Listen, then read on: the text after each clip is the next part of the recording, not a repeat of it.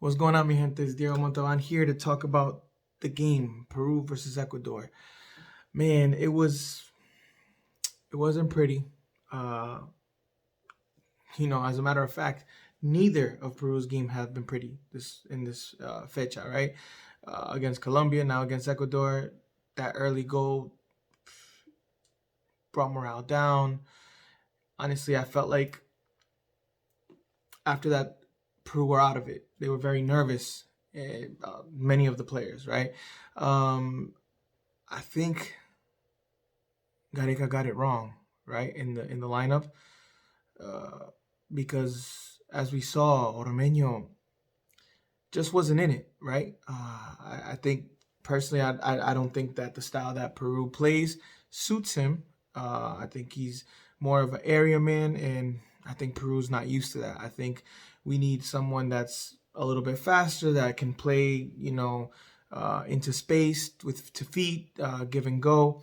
And I think Ormeño's not that player.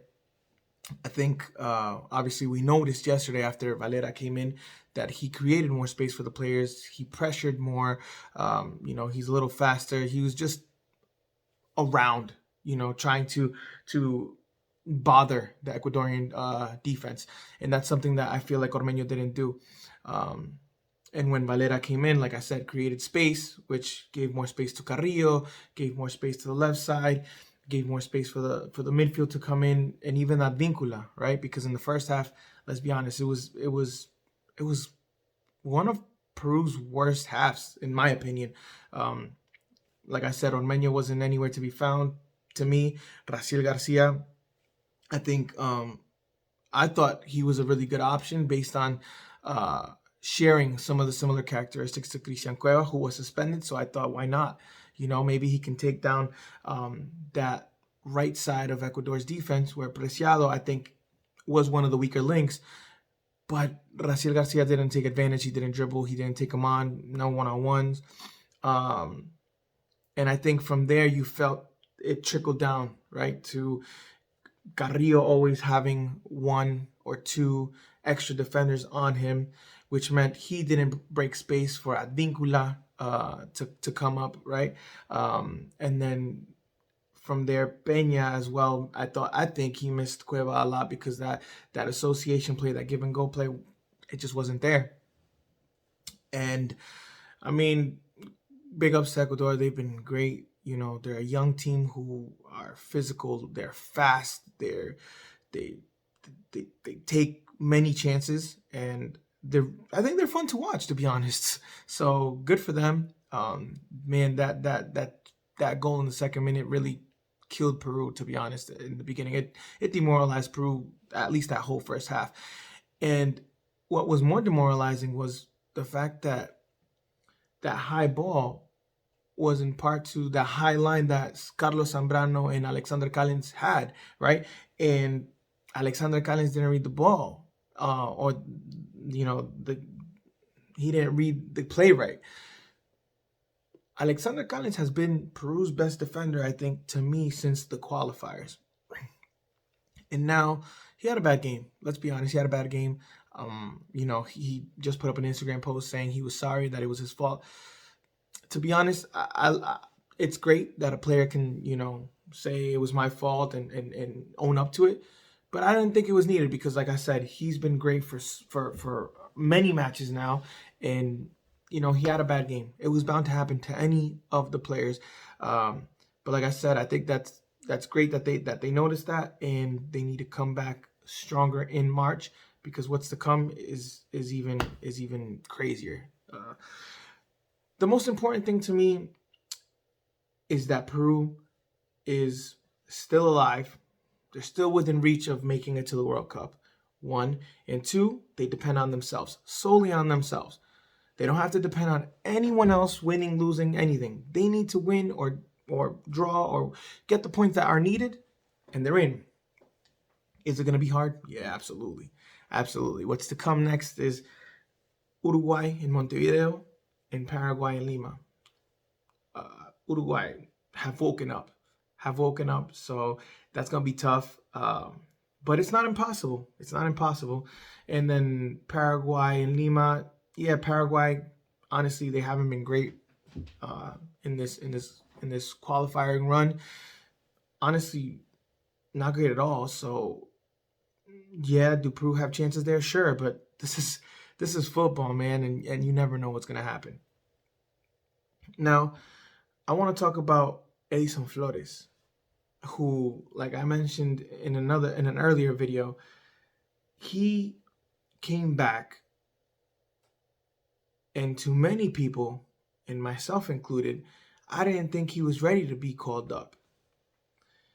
But he shut me up. He shut many of us up. I think that now you can see how important he is to the team. And yes, I don't think he is ready to be a starter. He's not ready to be in the 11. But he really is a super sub. He really needs to be there as a player that, knows what Gareca wants from him and does what is needed, right? Sometimes better than other times, right? As we've seen, he's had bad games. Sure, we can blame it down to the injuries, the pandemic, him not having, not being in good form, him not playing much at DC because of injuries and whatnot. So all that is mixed in. But Orejas is still very important. What's next? Let's see. We have to also say that Carlos Sambrano was actually really played very well against Ecuador.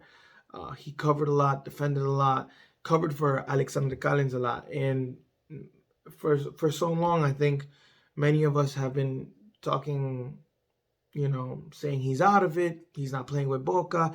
All of Boca have been saying that. A bunch of famous journalists saying he's a lazy player, he doesn't do nothing, blah, blah, blah. Yeah, at times, for sure, looks like it, or did look like it, but yesterday was not one of those nights. I think he made it known that he can start against Uruguay, right? Now Cristian Ramos has to fight for that spot back. So we'll see what happens there. Gareca's gonna have a nice little tussle, little fight there between both of them for the starting spot. So that's great. I think the wingbacks, Advíncula wasn't great. He's been playing a lot better for Boca than what he's shown us. So I expect for him to come back better in March.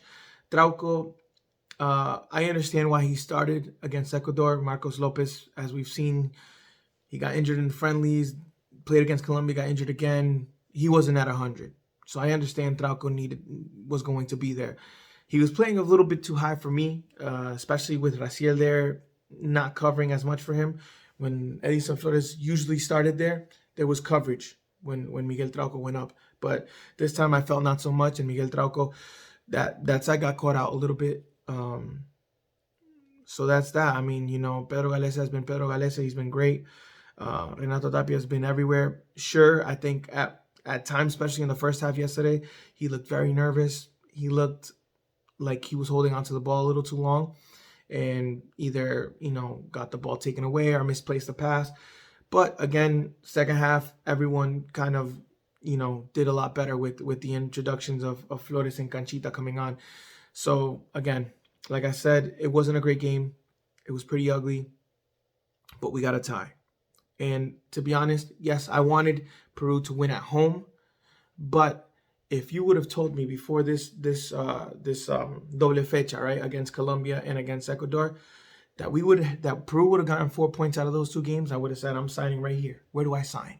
Where do I sign? Because those are two big countries. But you know what? We got the 3 points in Barranquilla and Colombia after 25 years. Great. And we got a tie in Lima against Ecuador, which some people may not like it, but after being down from the second minute against an Ecuador side who was clearly could have done more, I think, too, a tie is great, right? So now we move on to Uruguay and Paraguay. Let's see what happens in March.